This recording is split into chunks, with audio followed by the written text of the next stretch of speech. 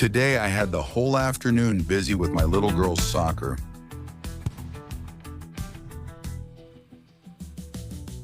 So I needed a safe recipe, something everyone likes and that I could just reheat later.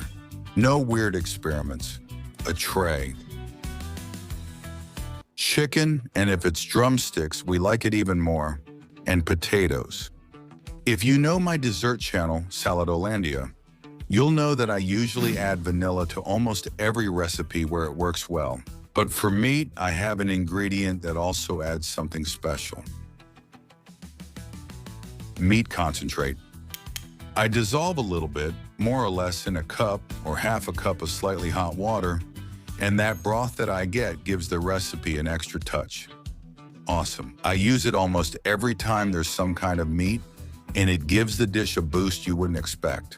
Like I said, half a cup of hot water and a teaspoon of the concentrate, then we stir it until it's completely dissolved. It's that easy. On the other hand, we're going to use potatoes, 4 or 5 of them that we're going to peel. Do you use a peeler or a knife? Have you ever peeled potatoes before? And now we're going to slice them. Not too thin, but not too thick either. A little trick that a lot of people forget is this. The oil in today's recipe is essential. I always like to pour a little drizzle on the bottom so the potatoes don't end up drying out and sticking to the bottom. Even though we're going to add some liquid, they'll always turn out juicy.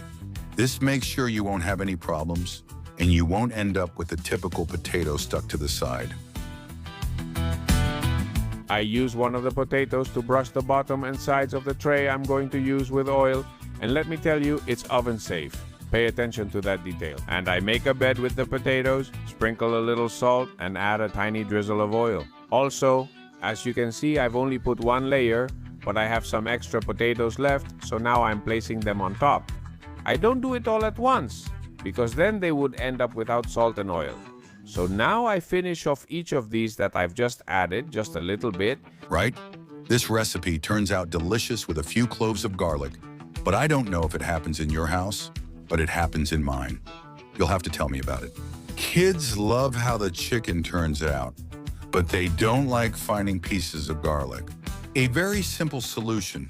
We're going to get all the flavor out, and then we'll be able to take them out. We don't put them in whole.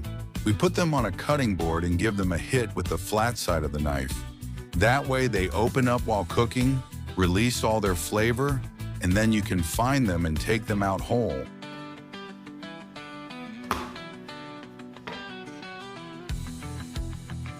Great detail, total trick.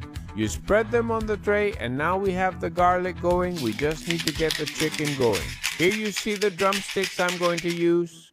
As you can see, I'm seasoning each one with salt and pepper, and I remind you that I've washed them beforehand. I turn them over and repeat the process. Freshly ground black pepper and a little bit of salt on each one.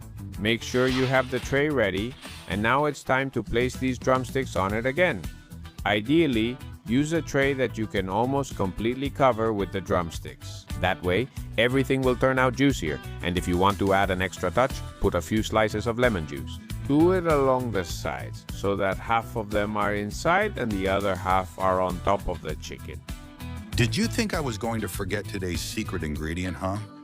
Well, here I have this magic inside, right at this moment, and carefully so it doesn't get on top of the chicken. Let it go through a little hole, because I want the liquid to stay at the bottom so its flavor can evaporate a little bit. Into the oven and directly into the oven, which I have preheated to 190 OC, that's about 375 of heat from top and bottom, and if possible, with a fan. But that's the least important thing, and we're just going to leave it here calmly.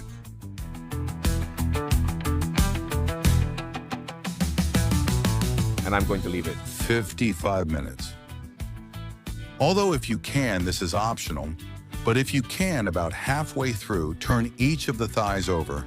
That way they end up a little juicier. And I take advantage of the time to clean up the usual mess and get the soccer bag ready. If I had a minute, I'd have a coffee. Halfway through. more or less. After half an hour, I take the opportunity to open it and turn each of the pieces. This makes sure the baking is more even. If you're in a big hurry, you can even skip this step, but this way you make sure you get a better result.